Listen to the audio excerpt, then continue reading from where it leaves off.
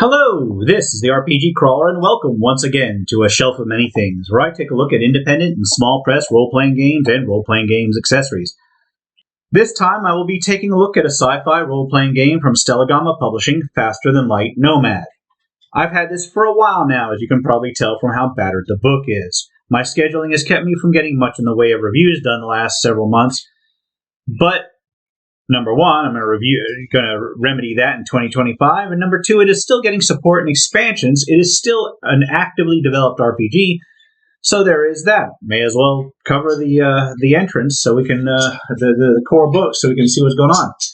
Now, Stellagama, who were gracious enough to provide me with a review copy of it, already had a few similar sci-fi RPGs under their umbrella, many of which I've covered in the past. I suspect this one takes cues from those things. Like there's Cepheus engine derivatives, just off the top of my head, but that was what I was thinking going into this. However, it does give an option that breaks free of that system's ties with the OGL.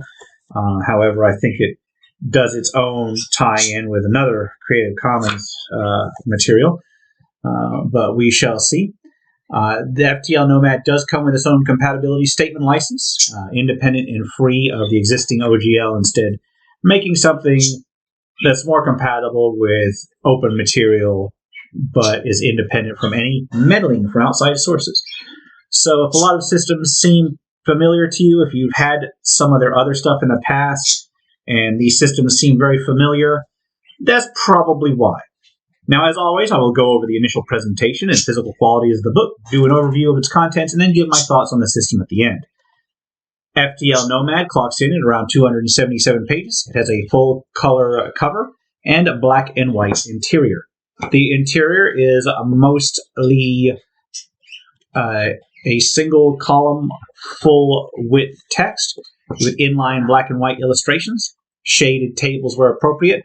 The presentation is rather simple and reminiscent of some of their older works, which is, I think, a good thing, because I actually liked how they presented their older works more than some of their more modern ones. Overall, the content is broken into 21 sections, with an additional 2 appendix-style sections, each of which may have multiple subsections themselves.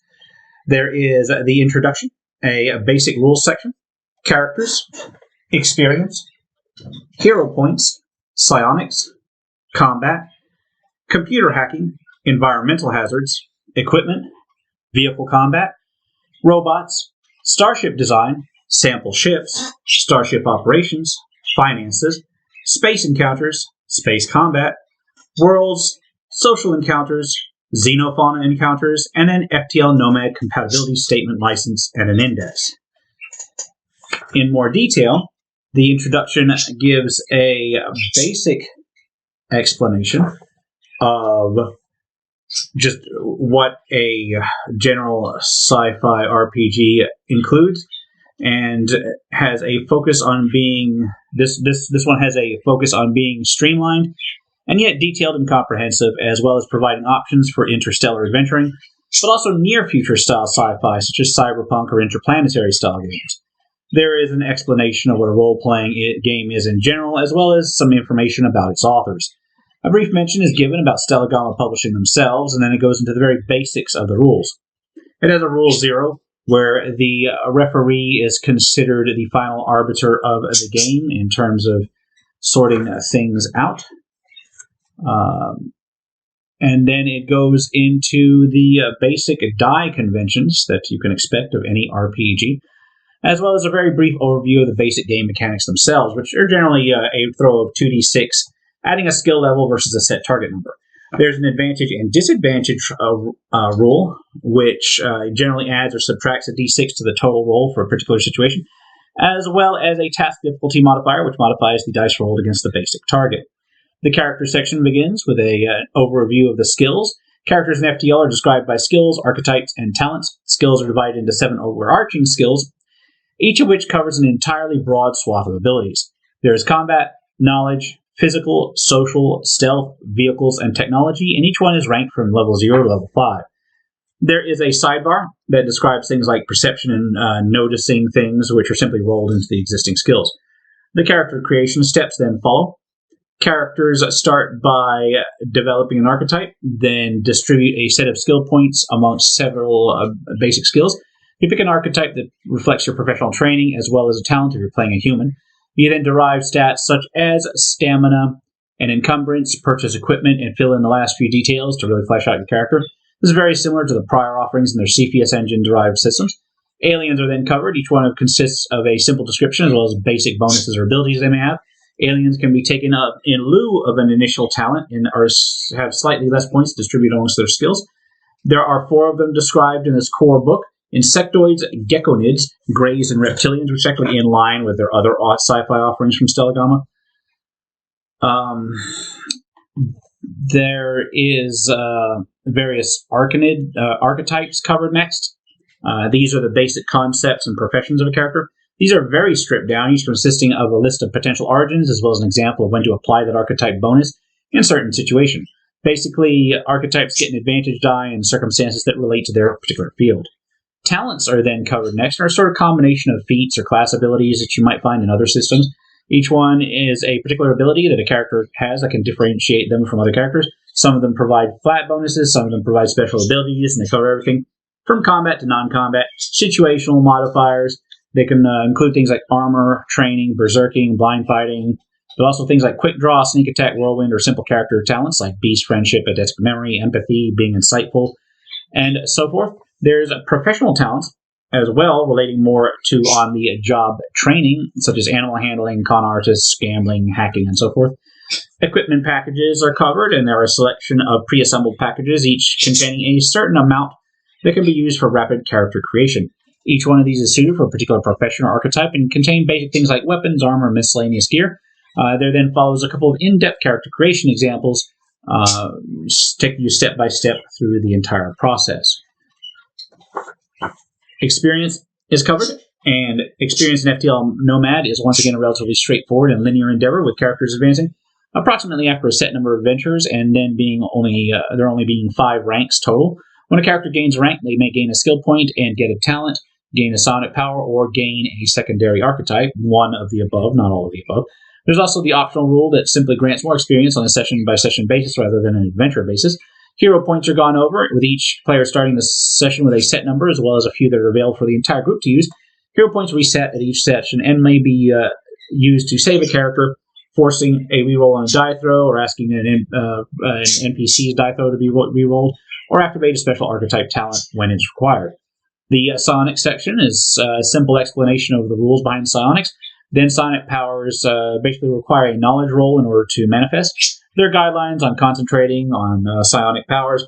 Then descriptions of each of the psionic powers in turn, one having approximately a paragraph detailed on each, with very simple terminology. These powers can range from simple combat or non-combat bonuses to effects that mimic what might be considered spells in other role-playing games. The combat section starts with an overview of the combat sequence, where you check for surprise using the stealth skill, which can then determine the range at which the encounter takes place, and then you check for initiative based on the combat skill. Then each character acts in their initiative order, with the rounds repeating in the same initiative order until one side is left on the field, after which the fallen and wounded roll on a wound triage table. The surprise rules are gone over in more detail here, along with their basic tables determining a range and surprise modifiers. The initiative rules are gone into its specifics, followed by time and actions which can be undertaken during a combat round. Combat rounds will last approximately 6 seconds, with each character having 2 actions, which can be used. They can use to take a movement, use sonic powers or similar events, some sample actions, as well as things like interruptions, attacks of opportunity, and so forth are covered individually, along with the basic rules for attacking that involve a combat roll depending on the range. Ranges are covered thereafter, although they are very much abstracted to be able to be used in a theater of the mind style. You basically got categories of ranges. While particular ranges for each section are given, they're basically boiled down to close, near, far, and distant combat.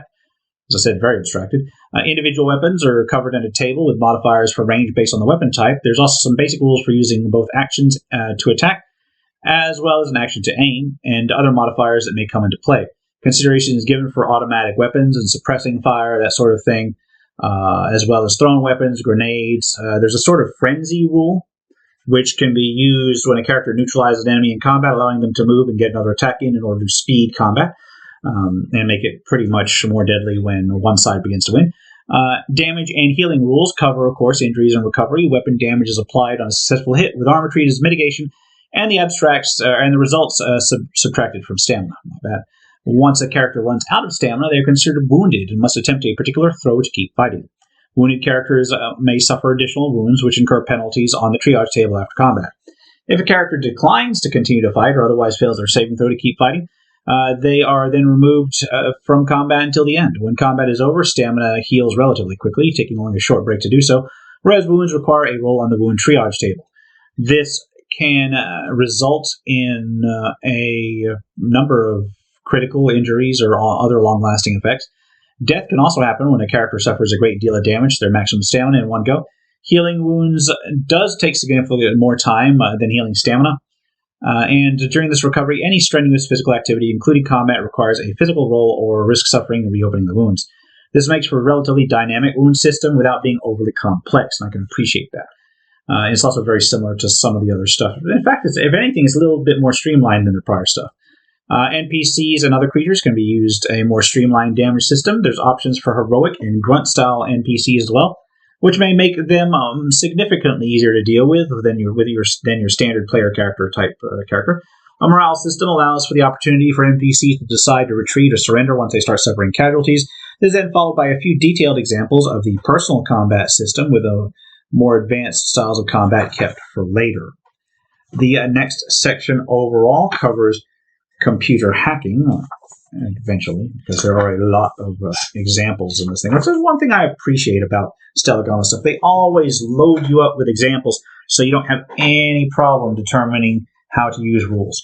Anyway, the next section does cover computer hacking. There's a basic introduction to the idea, as well as the self-obvious fact that it requires access to a computer. Surprise, surprise.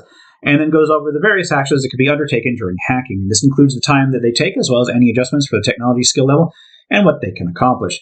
There can be such things as answering a question, acquiring a database, sabotaging a system, and so on, and there are modifiers for particular actions, as well as the situation in which hacking occurs. Environmental hazards are covered with a simple fatigue system, including what causes fatigue, as this is fundamental to some of the diseases and so forth covered later on. Specifically, diseases and poisons are covered in the very next page, and include a table of some sample pathogens and that one can encounter while undergoing various explorations. Effects of extreme temperature are gone into, followed as well as what qualifies as a particular temperature range down here. This can result in actual wounds and possibly further damage. There's also rules for falling damage, as well as fire and radiation exposure. Radiation sickness is considered to be its own thing, and there's a full table on what effects different amounts of radiation can do to your average character. Starvation and dehydration are gone into, as well as how long it takes to start suffering impacts from that material, as well as what can set it off. There's rules for suffocation and vacuum exposure as well, running the entire gamut of things you're likely to encounter while exploring various planets in space. The equipment section then follows. It starts with a quick description of the technological ages, including a brief description of everything from no technology to an early primitive, all the way up through the late galactic and cosmic, allowing you to decide where in each age equipment may fall. A basic encumbrance rule is given based on the physical skill plus a modifier, with the encumbered character taking penalty to physical tasks if they exceed this. Living expenses are, as well as basic salaries, are covered, as well as listed in a table. The salary section is mostly used for hiring NPCs of various skills. Then the section delves into actual equipment, starting with personal armor, with a table describing what level of protection each individual type of armor gives. The general cost encumbrance and what tech age you can expect it to fall into are listed as well. They are then described in more detail, along with any special abilities or requirements they may have. A particular type of armor may require skills, that sort of thing. Personal and support weapons follow, with each weapon given a tech age, a range damage, and how many shots are in a magazine. a cost of ammunition, as well as any special aspects it may have. These aspects are detailed and are basically weapon characteristics that cover broad types of weapons, such as whether it can be used in automatic fire, whether it's got blast radius, whether it's capable of stunning, and so on and so on. The weapon lists start with melee weapons, where each is gone into in a table, followed by a short description of each weapon, and then projectile weapons are listed thereafter. With the same kind of format, with all the basic characteristics, and then each weapon given a paragraph including any special rules or special effects. Energy weapons have their own table, since they are generally for a later tech age than the others, and there's a small list of arms accessories, giving various items that can be added to a weapon, anything from bayonets to silencers to scopes and so forth, with their cost, what age they are available in, any brief description of each is given. These are mostly for small arms because the heavy weapons follow, and once you've got a table with the weapon characteristics followed by brief descriptions of the weapons and their capabilities. Grenades and explosives get their own table in the same format. And finally, vehicle weapons are detailed thereafter. Once again, they follow the same format, although since vehicle weapons are given the idea that they're mounted on vehicles, they tend to have higher damage ranges, be heavier, that sort of thing. General exploration equipment is your basic catch-all for the various devices you may find useful in your adventuring list. It is similar to some of the more generic lists from before, with each item given a title, a number of credits, it costs, what age it can be found in, and a description of the item, as well as any relevant rules and requirements. This goes on for several pages, because it covers everything from basic ropes to advanced technology and so forth, various gadgets and so forth. The pharmaceutical section covers some of the very basic and generic drugs, along with what tech age they can be available in, and their costs, and a quick description of what each generally does. There is a cybernetic section with its own kind of rules. FTL Nomad uses something called cybernetic loss in order to limit the number of cybernetic enhancements a character can have. This is basically a cumulative total compared against their social level with a modifier. Upon exceeding this limit, a character may gradually find their ability to be social and with other living beings drastically reduced, or even strange mental effects taking over. These are detailed in a table. The implants themselves are then described with the name, the effects, any rules you need to follow, etc. This is followed by a table which lists the actual cost in credits, the cybernetic loss they incur, and the tech age they are available in, as well as a brief description, just to let you know what they are. Then there's a brief set of cosmic and galactic technology items that can be used as examples of what you can uncover in a cosmic age civilization. These include the numbers of credits they may cost, what age they require, as well as brief descriptions and rules that govern them. The vehicles section then starts with some descriptions of what statistics each vehicle may have. And I believe there are vehicles for land, sea, and air, and not actually starships. Each vehicle has an agility that determines its maneuverability and adjusts its position in combat. Nomad uses a positioning system similar to Stellagama's prior offerings. I'll get to it when I get to it. The armor indicates the vehicle's resistance to damage, how much cargo it can hold, how many passengers it can hold under crew, the amount of people it can hold, of course. Then force represents a vehicle's ability to cause damage via impact, which can be very important for some groups. Range determines how far it can travel. Speed determines how fast it can travel. The tech age is what tech age is generally available in. Tonnage indicates how many tons you need to transport it, and then weapons are simply weapons commonly mounted on a vehicle. The vehicles themselves are then listed, and most of these are simply examples, starting with common ground vehicles, and each vehicle is given a stat block that indicates its statistics as described earlier, as well as a very brief description. This is then followed by hovercraft, watercraft, submarines, aircraft, ionic thruster vehicles, which are basically very personal advanced aircraft, and then gravity drive vehicles. Fittingly enough, the rules for vehicle combat follow. There is a basic procedure that determines which vehicle is the pursuer and which is the pursued. Basically, the positioning system I referred to earlier, as they are optional rules for running vehicle combat, more like a personal combat. However, things must necessarily be scaled up due to how fast vehicles move.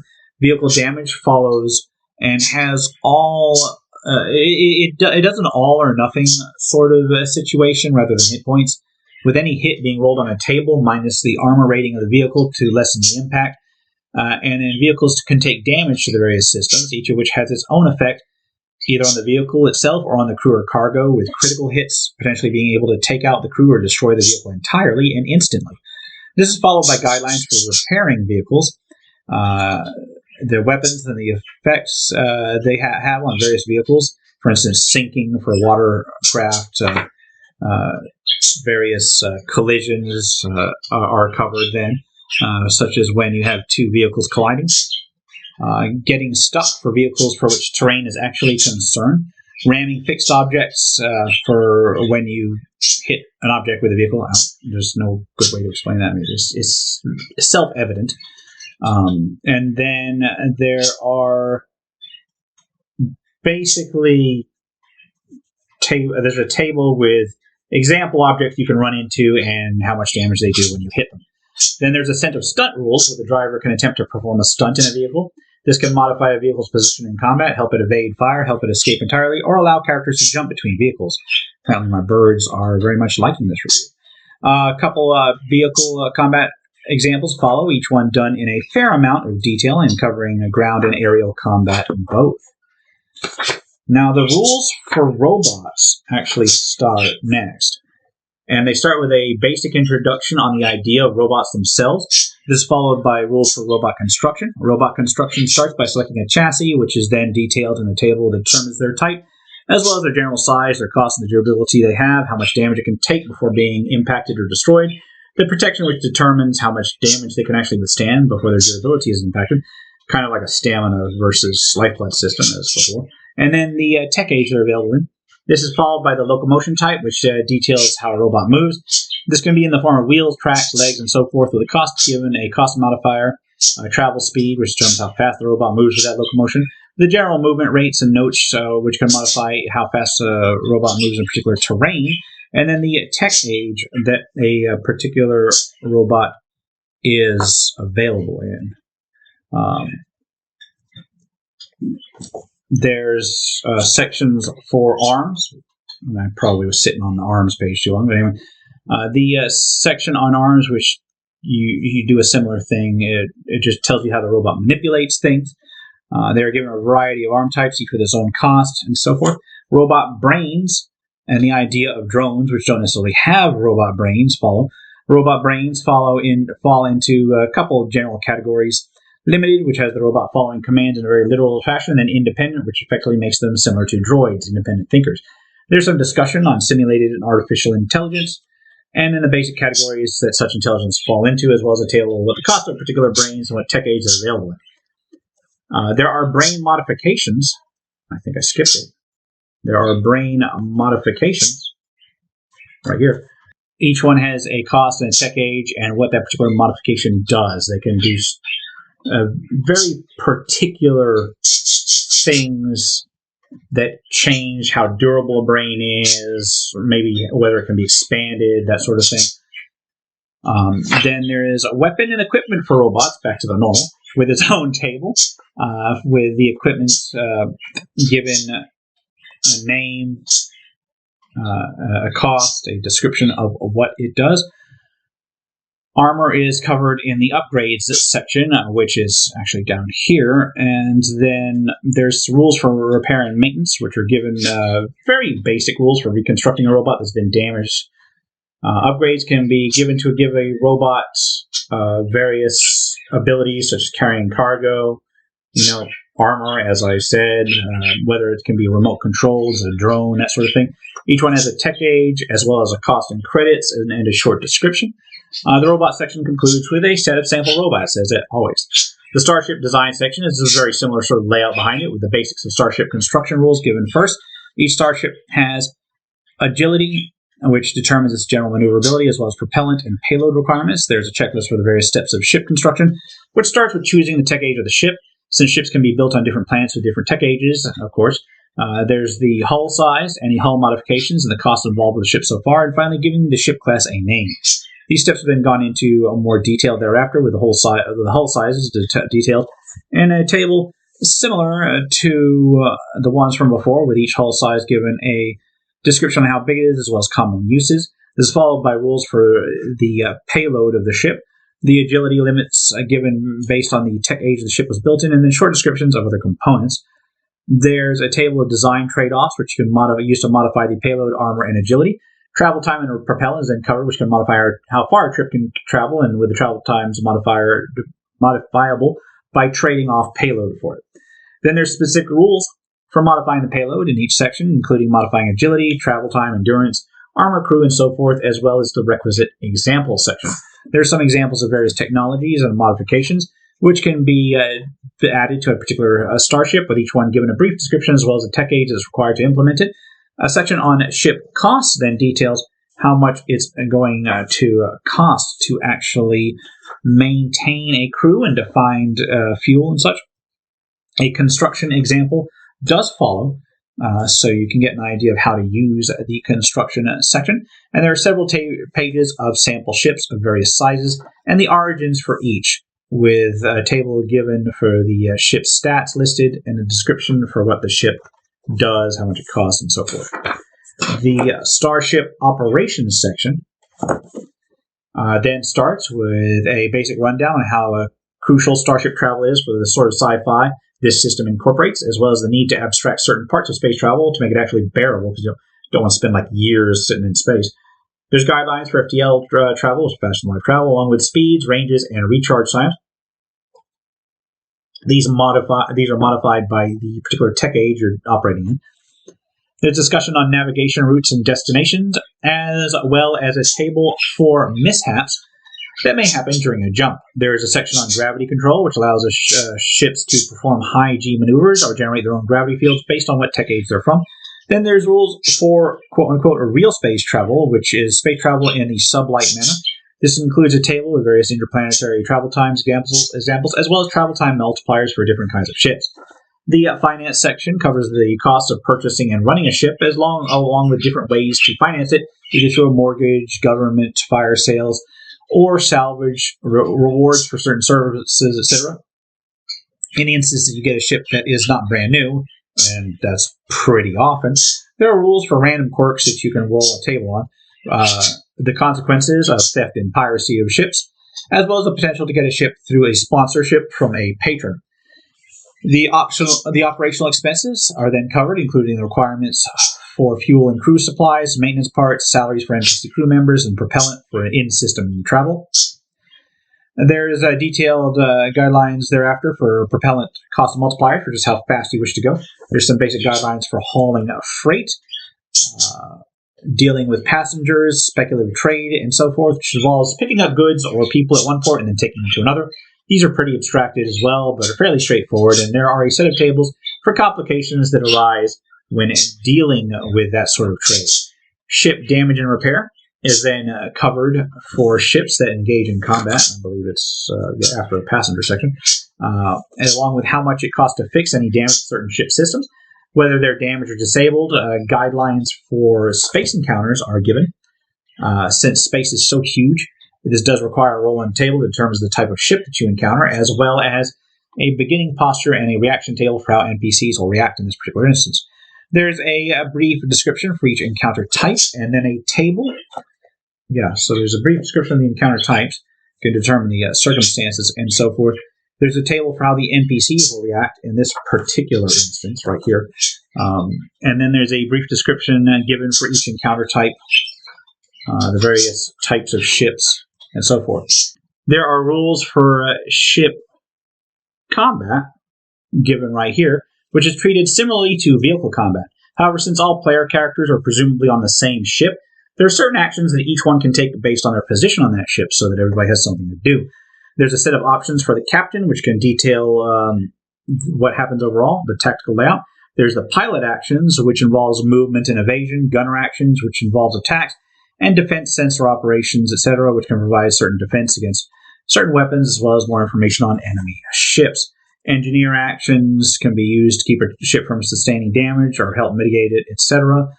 Special cases are then covered, with the idea that multiplayer characters can cover the same crew position on large ships, as well as the general actions that non-player character vessels can take in combat. Damage rules then follow and are similar to vehicle rules in that spaceships that are hit sustain. They make a throw which can determine either regular or critical damage, with each damage scenario then detailed in the description thereafter.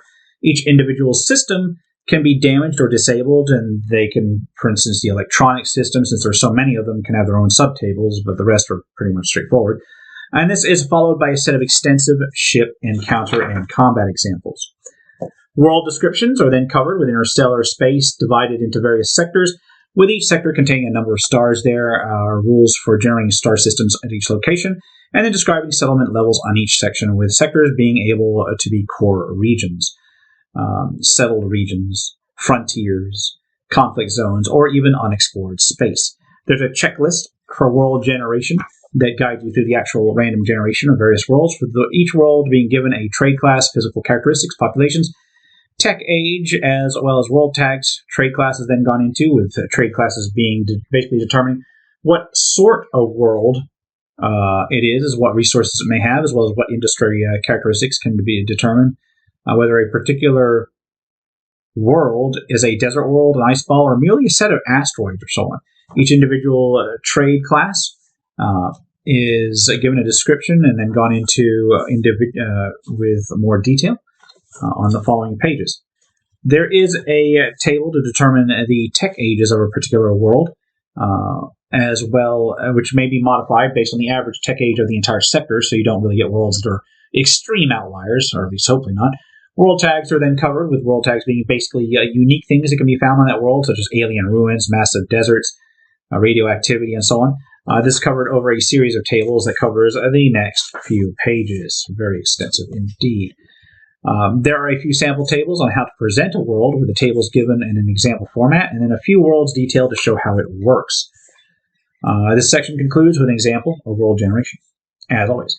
Social encounters start by determining the encounter setting, and this involves encounters with NPCs that don't immediately involve combat, so there is that. There are tables to determine which encounters can happen on different types of world, as well as what type of sector it appears in each combination, and then described in a brief paragraph on the following pages. They cover everything from routine day-to-day encounters to legal encounters and so forth. This is followed by a random encounter table, each of which are actually it references, each particular entry references its own table on the following pages. And a quick reaction roll can be used to determine the reactions of any NPC encounters, at least. There's the detailed NPC encounters listed here, as well as the aforementioned reaction roll table. There's encounter tables for business, criminals, and so forth, all the high society stuff. Basically, every category of NPC has its own chart.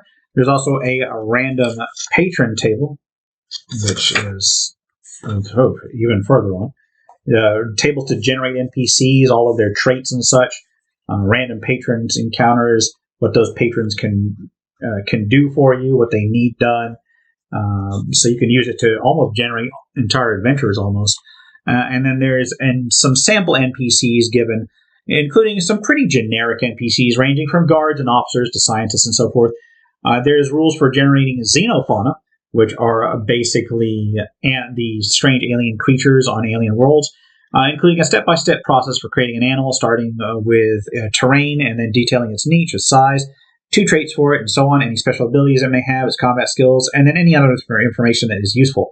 There are tables for all of these in the following settings, and they cover several pages, including descriptions thereof, and it's all incredibly useful. They can range from regenerators to having thermal sensors or senses and so forth. This is followed by a set of xenofauna encounter tables that can provide sample tables that can be expanded for any particular planets. This is followed by a sample of xenofauna, or a list of them, which are basically creatures that can be found anywhere and can be used as examples of what you might encounter out there. The section wraps up with an example of xenofauna creation, as usual. Giant crabs? I don't even want to look at that. All right. Events and features are then covered, and are essentially encounters with non-creature, non-NPC material. It may include anything from weather to different types of plants and so forth. There's guidelines on how often you should roll for encounters, whether they should be with animals and so forth, and then tables that can determine the actions of various animal encounters and how they may play out, depending on the circumstances. The book then concludes with the compatibility statement and then an index of contents. So if you want to create stuff compatible with FTL, there's provisions given for that. So, what do I think of Faster Than Light Nomad? In terms of presentation, it is very straightforward and to the point. I didn't see anything glaring in terms of editing issues, typographical errors, or other mechanical or syntax errors, and I really appreciate that because it's all too common for me to find drastic, basic mechanical and syntax errors in these things. All the tables were relatively easily readable, and most of the rules were understandable. In fact, all the rules were pretty much understandable. The tradition of keeping detailed examples in each section is well appreciated, as I mentioned earlier, although I will note that there are black and white art scattered throughout the book. It really is very text-heavy, even despite the little bit of artwork. The artwork is minimalistic in form where it does appear, so some people may prefer to have far more obvious artwork in their RPGs, or just a prettier-looking book, but I imagine that would have made this book particularly large and long. As far as the system goes, it is comprehensive and provides rules for a vast array of sci-fi related material. Notably, some of the things it does not cover have been covered in later expansions, such as mechas and aliens and so forth. You may note that I did not cover in exact detail a fair number of the rules themselves, because FTL is incredibly similar to other CPS engine-based offerings that have been produced by Stellagama Publishing, with a few minor changes to strictly set it apart from that system for compatibility purposes, etc. From what I can tell, even though it is not stated explicitly in the rules, it appears that many existing materials for things that Stellagama has produced in prior years, and I have covered in the past, should be pretty compatible or at least very adaptable to it, requiring only a little bit in terms of changing to fit with it. Of course, character creation is very streamlined and more in line with their simplified rule sets, and the differences in the engine from a gameplay standpoint may be more noticeable in that regard. If you're a long-time player, you know the ins and outs of this, you're probably going to nitpick on a few things, but it should flow pretty much the same as it's always done in terms of their CPS engine-based systems. But from an overarching top-down look, I think they're similar enough. Then again, it's not my primary game system type that I usually play, but they look very similar enough. Someone comfortable with the Stellagama's other rules lights options will probably find Faster Than Light Nomad right up their alley. I will say that the most compelling reason to get Faster Than Light Nomad if you're looking for a sci-fi role-playing game is that if you're already utilizing one of their rules light offerings, such as like the original Faster Than Light, CPS Deluxe or something, the sheer scope of what Nomad brings to the table surpasses a lot of their more rules light offerings, and that effectively takes a rules light core and then expands on it to cover way more options and make it more internally consistent. And as I've always said in the past, I really love things that are internally consistent. The second most compelling reason that I can think of is if you're looking to create content and want to break away from all the OGL licensed stuff, which was tied to prior offerings, and instead use the new compatibility statement license, which can ease the creation of adventures or other optional material without having to worry about it. All in all, I think it's a great little system. I really do. I seem to recall commenting on one of the rules light sci-fi games in the past that if they expanded it, it would make a decent full system to itself, and that's what this is, apparently.